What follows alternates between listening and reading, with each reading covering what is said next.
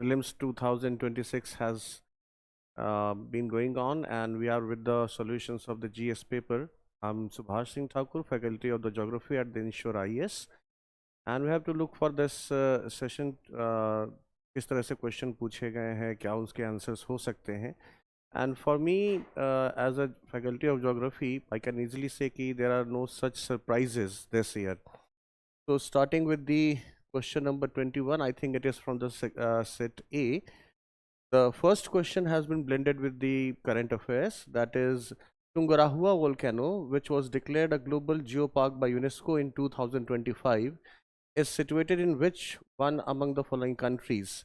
The answer is Ecuador, and this volcano last erupted in 2015. It is lying near the vicinity of the Cotopaxi volcano itself in Ecuador. Question number 22nd is again with the current affairs. With reference to Madhav National Park, which of the following statement are correct? It was declared a tiger reserve in India in 2025. That's very correct. It is the 58th tiger reserve. Sakya Sagar, which is designated as a Ramsar site, is situated within this national park. The answer is also correct. Sakya Sagar is basically a tourist spot which is located within this tiger reserve itself. This tiger reserve earlier used to be a hunting land for the Scindia families. Its area is shared between Madhya Pradesh and Rajasthan. Now, this statement is wrong because this Madhav National Park entirely lies in the district of Shivpuri of the Madhya Pradesh. So the answer is B, that is 1 and 2. Question number 23rd. With reference to the climate of Andaman and Nicobar Island, which of the following statement are correct? The climate can be defined as a humid tropical coastal climate. That's very correct because Andaman and Nicobar is lying near the 0-degree equator. So from 5-degree north to 5-degree south of the equator, it is hot and humid. And Andaman Nicobar is an archipelago, that is an island group. So it means the climate is humid, tropical and coastal one. Second, it receives rainfall from both southwest monsoon and northeast monsoon.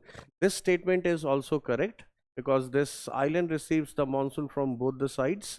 Both the type of a monsoon, that is the onset of the southwest and retreating northeast. It is lying in that direction of these winds. Third is maximum precipitation is between December and May. Obviously, the answer is wrong. The maximum precipitation is obviously between your June to September, that is your monsoonal season. So 3 is wrong. So according to the sets given, the answer will be B, that is 1 and 2. Coming to question number 24, which of the following geographical feature or phenomenon are associated with the peninsular block of India? Look at the statement. The first statement suggests submergence of part of the western coast due to tectonic activity. Yes, there is a very clear submerged forest lying near the Mumbai, and even there is a fault line which reaches up to the Gujarat. So Gujarat even lies in the very high earthquake prone zone. You can easily remember the earthquake of Bhuj, Latur and so on. And even if you are going to go by the mythological reference, the ancient city of Dwarka, which has been located, is now submerged under this water near the coastline of Gujarat itself. The second statement is presence of residual mountain ranges such as the Velikonda Hills and the Mahendragiri Hills. Exactly. When this Indian plate was moving towards the Eurasian plate, some round 5 to 7 crore years ago, there was an upliftment on the western side and the Indian plate got tilted towards the east. So the lava flow from west to east on the Indian side, because this is the same time frame when Deccan was also formed. And the major rivers which is lying in the peninsular block or the peninsular India, they are the consequent rivers. They flow as the consequence of the slope itself. So Narmada, except the Narmada, which is flowing through the Rift Valley, it flows opposite from east to west. But the major rivers, that is Mahanadi, Godavari, Krishna and Kaveri, they flow from west to east. Now these rivers have cut down these ranges and these ranges which are present in the Eastern Ghat. So Eastern Ghat at present time is a very low lying independent hill system which is being dissected by four major rivers of the peninsular India. So second statement is also correct, that the presence of residual mountain, it is true. Deep V-shaped river valleys formed by fast-flowing rivers. Now, these deep shaped V-shaped valleys are the prominent feature of the Himalayan region, which are basically the example of the Yangfold mountain. Though there are presence of the gorges in the southern India or the peninsular block, but these has been cut down by the rivers itself. So the correct answer is 1 and 2, that is option B, right? Moving to question number 29. Which of the following statement with reference to Lake Turkana are correct? The first is, it is the largest desert lake in the world. That is very true. It is lying on the northernmost tip of the Ethiopia, and it lies in the Rift Valley itself near Lake Tana. It is just north of your Lake Victoria, which it is lying on the equator. The lake is situated in South Sudan. No, as I said, it is lying on the northern tip of Ethiopia, so the lake is in Ethiopia. The lake is listed at the UNESCO World Heritage Site and is also referred to as the Zed Sea. Yes, it is very correct. Because of this, its alkaline water, it looks like in appearances like a Zed. So the answer is 1 and 3 is correct. So the answer must be B only itself. Okay. Now, coming to the question number 35. Identify the river of the Indian subcontinent on the basis of the following information. It has an antecedent drainage system. So what is an antecedent drainage system? Any drainage system which exists prior to the upheaval of the land, and they cut through the upheaved land and make their slope against this structure, this uplifted structure, they are termed as the antecedent river.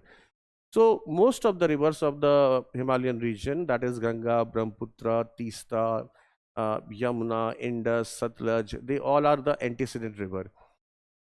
So according to this, Brahmaputra, Indus, Satluj and Teesta, they all are antecedent, but we have to look for the second statement also. It flows through 3 countries. So out of this, Brahmaputra, Indus and Satluj, they flow from the 3 countries, that is their origin is lying in the Tibetan region, and then it flows through India, then to Pakistan, and Brahmaputra towards Bangladesh. Teesta flows through 2 countries. It has origin in Sikkim itself, and it goes through the Bangladesh. So Teesta is rejected here. It originates in the Tibetan plateau. So these 3 rivers, Brahmaputra, Indus, Satluj, the three all originate in near the Tibetan plateau. Brahmaputra from the Chamyongdong glacier, Indus from the Bhakarchu glaciers, and the Satluj from Rakas lake. Fourth, it does not form tributaries. Now Brahmaputra and Indus, they form the delta, and in fact Brahmaputra together with the Ganga form the world's largest delta. So even if you are going to take this concept that delta is formed by the distributaries, you can eliminate Brahmaputra and Indus from the answer, and Teesta is itself eliminated from the second statement that it flows from the 3 countries. No, Teesta is going to flow from the 2 countries. So the correct answer is C, Satluj. Which of the following with reference to the Indian state are not correct? Uttar Pradesh share its boundary with the highest number of other Indian states. That's very true. In the southeast most district of the Uttar Pradesh is Sonbhadra, and Sonbhadra district touches 4 of the other states, that is Bihar, Jharkhand, Chhattisgarh and Madhya Pradesh. The northwest district is Saharanpur, which touches Uttarakhand, Himachal and Haryana. So 4 plus 3 is 7, and one another state is your Rajasthan. In fact, if this question consisted of which state is touching maximum boundary with the other Indian state and UT, the answer will still be same, that is your Uttar Pradesh, because Uttar Pradesh also touches the boundary of your UT of Delhi. So first is correct. Rajasthan share the longest international border among all Indian states. No, the answer is wrong, because it is the West Bengal which has the approximate length of 2000 kilometers with Bangladesh. Rajasthan has only roughly around 1100 kilometer boundary with your Pakistan.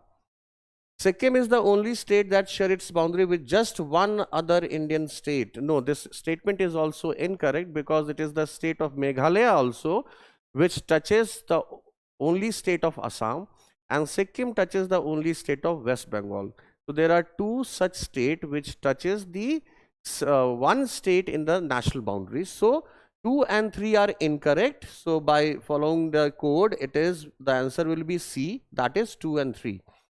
Coming to question number 38, which among the following are the objective of the rain-fed area development initiative under the National Mission for Sustainable Agriculture, encouraging monoculture in rain-fed area? Now, for practicing the sustainable agriculture, monoculture reduces the soil fertility. Monoculture is not suitable. So, first answer is wrong.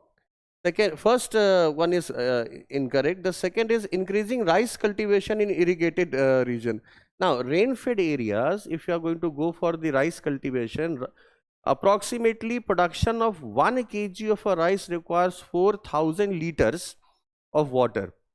And rice is a sort of a product which is grown not for the commercial purpose basically in India. It is a sort of subsistence and intensive farming. So second option is also wrong.